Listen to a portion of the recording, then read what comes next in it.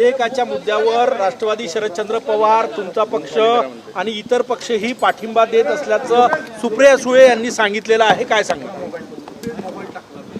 नागपूरला जास्त माहिती आहे. सर मागे हो, मागे हो. गजानन सर मागे हो.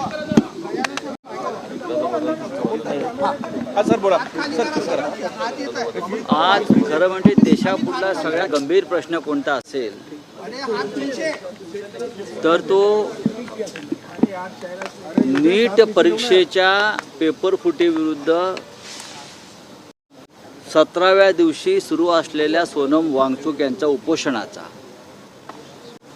जंतर मंतरला 17वा दिवस आहे. सोनम वांगचुक हे उपोषणाला बसलेले आहेत आणि त्यांची प्रकृती कमालीची ढासळलेली आहे. हा आमच्या सगळ्यांसाठी अत्यंत चिंतेचा विषय असायला पाहिजे. आणि आपण मला असं जे सांगताय की आम्ही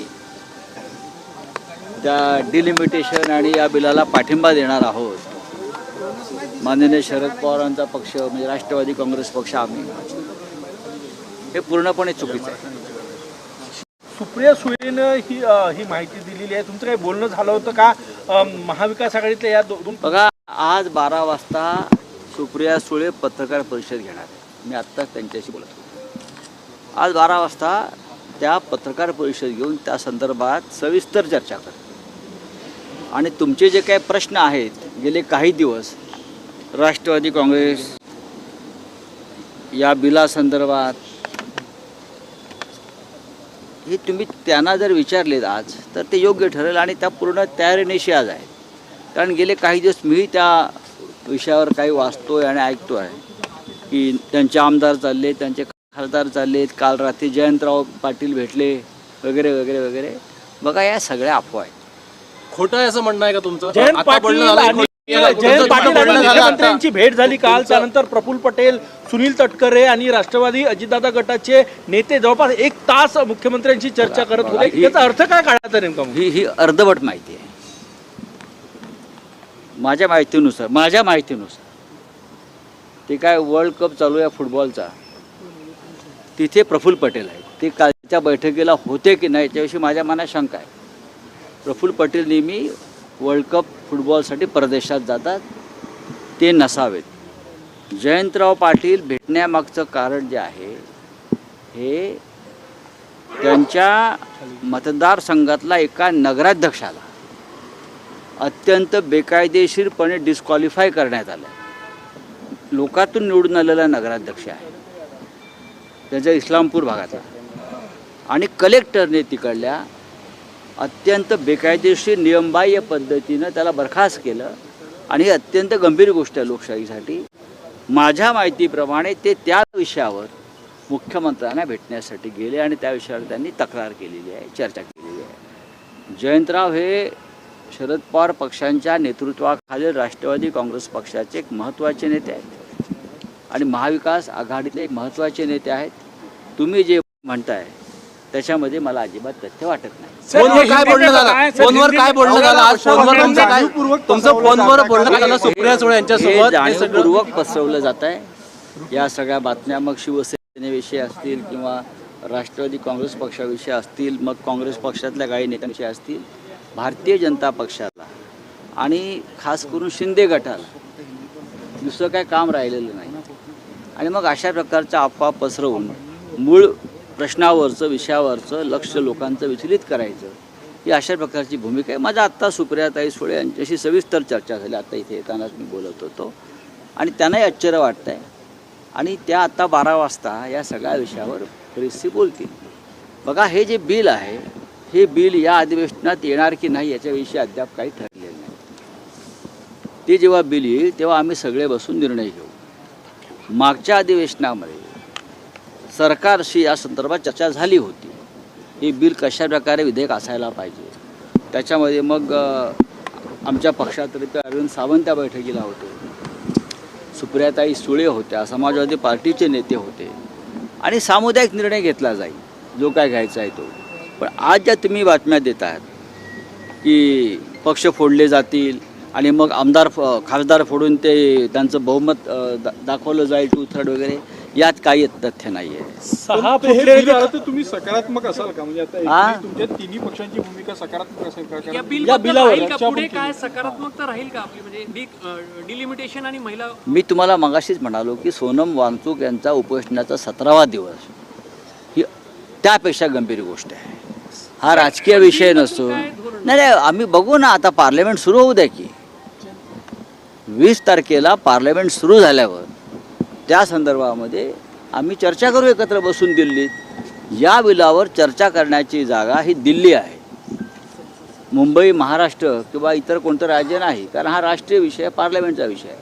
काँग्रेसचे ज्येष्ठ नेते त्यात सहभागी होतील, DMKचे नेते सहभागी होतील, सगळे सहभागी होतील आणि मग त्यावर चर्चा करून आम्ही निर्णय घेऊ. काही पक्षांचं म्हणणं असं आहे, शिवसेनेचे 6 खासदारांनी काल डिलिमिटेशन अमित शहा यांची भेट घेतलेली आहे. केंद्रीय मंत्रिमंडळात विस्ताराच्या पार्श्वभूमीवर ही भेट महत्वाची मानली जाते. बघा, या देशात कायदा आहे की नाही मला माहीत नाही. एकनाथ शिंदे चोरीचा माल घेऊन दिल्लीच्या रस्त्यावर फिरतात आणि कायदा त्यांना हटकत नाही आणि गृहमंत्र्याकडे चोरीचा माल घेऊन जातात. ही गंभीर गोष्ट आहे. एखादा साधा चोर जर चोरीचा माल घेऊन जात असेल त्याला पोलीस हटकतात. एकनाथ शिंदे मुंबईतून चोरीचं गाठोडं घेऊन दिल्लीला उतरले आणि ते चोरीचं गाठोडं घेऊन देशाच्या गृहमंत्र्याकडे गेले आणि दाखवला हा माझा चोरीचा माल आहे, आता याला सोन्याचा मुलामा द्या बरं. आणि गृहमंत्री त्याला जर मान्यता देत असेल त्या देशाच्या कायद्याविषयी मला चिंता वाटते.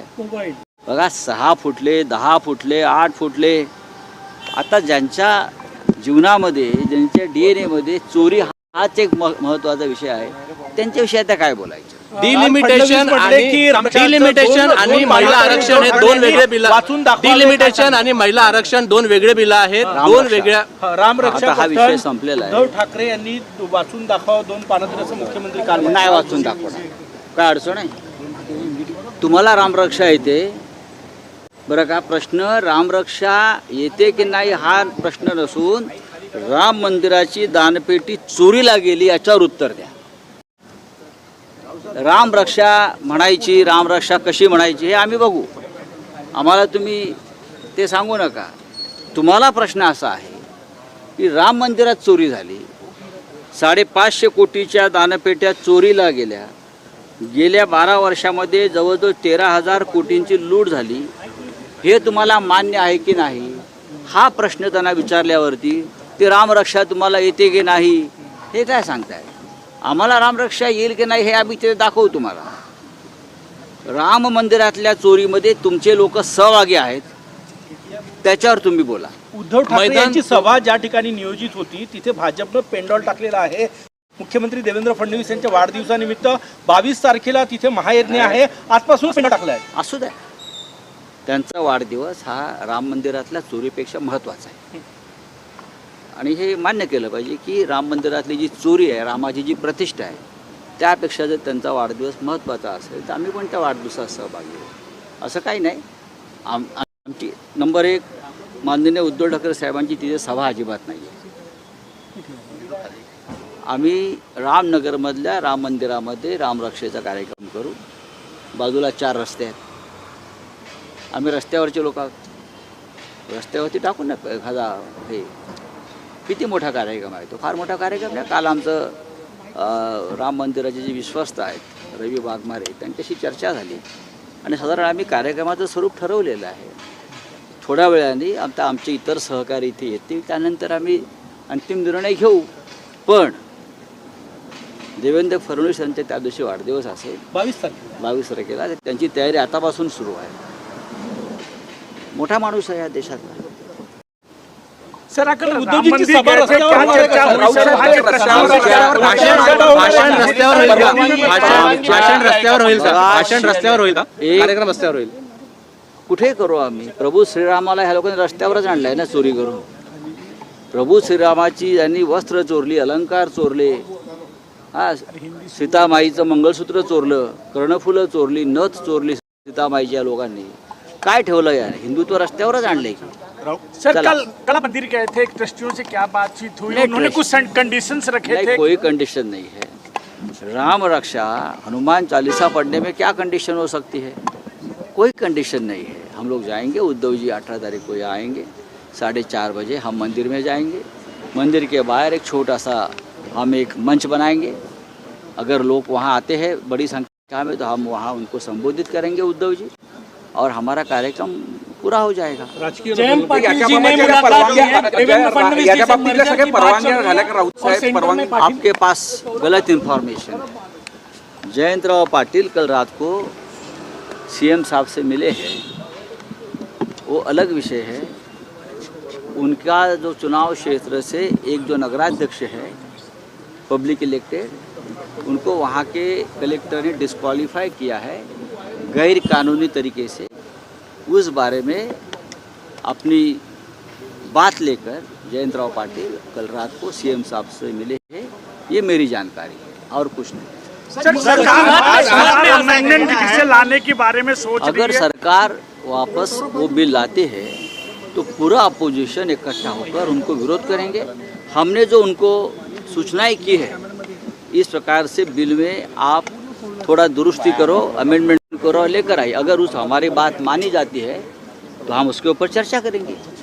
सर, आपने सुप्रिया सुले से बात की है, क्या कहा उन्होंने? सुप्रिया सुले जी आज 12 बजे प्रेस कॉन्फ्रेंस लेकर मीडिया के मन में जो प्रश्न है, जो सवाल है, उस बारे में मुझे लगता है खुलकर बात करेंगे।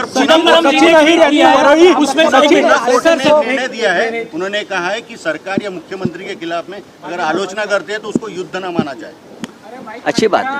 सचिन अहिर वरळीतून लढणार सर सचिन अहिर वरळीतून लढण्याचे संकेत दिले सोबत